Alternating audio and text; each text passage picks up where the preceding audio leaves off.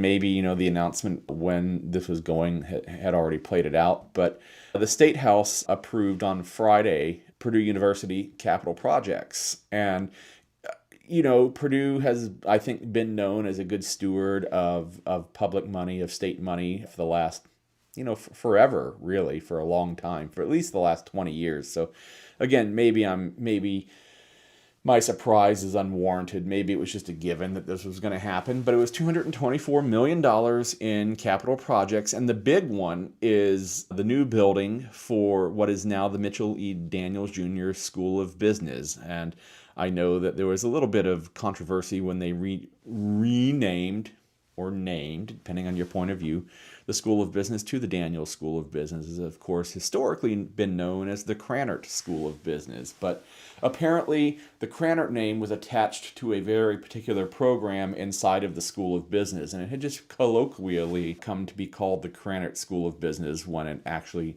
wasn't. Or at least that's what the Purdue administration says, and, I'm gonna go with them. So, but $168 million for this new, $168 million for the Mitchell Daniels School of Business building. So it's going to be a brand new 164,000 square foot building, and like all university buildings, it's going to have classrooms and research labs and the new rage of flex instruction space. But to make room for that, they've bought the Wesley Foundation building, which I've met a few people from there over the years, and they kind of swore they'd never sell, but I think they finally made them a sweetheart deal that they just couldn't pass up. I know as part of the deal, they're getting a building and some land, I believe, over on the west side of campus that might actually be a little more central to their mission and where their students are. So I think that's why they finally agreed to that sale. So that building's going to be raised, but they're also going to raise the Graduate House parking garage. So between that lot and the almost half acre, it's 0.44 acres that the Wesley Foundation currently sits on, is where the new building is going to tuck in there next to Rawls and the Krannert buildings. So we're going to go from 2 business buildings to 3. So I kind of thought that was an interesting thing that those numbers were approved.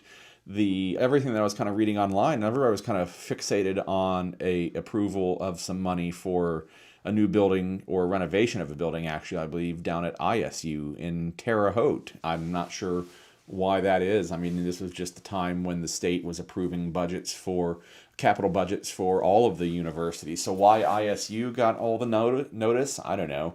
Maybe ISU just hasn't had much going as far as capitals in the last few years. Maybe the air was already let out of this story because, it was announced, several months ago, and this was just the official approval process, from the budgetary approval process from the state legislature. But I thought it was interesting that was last Friday, so I'm not sure when ground is going to be broken on that, but I'm guessing it's not going to be too long, and we're going to see the beginnings of a new 7-story building rising right there on State Street, or Mitchell E. Daniels Boulevard, as the university has deemed it.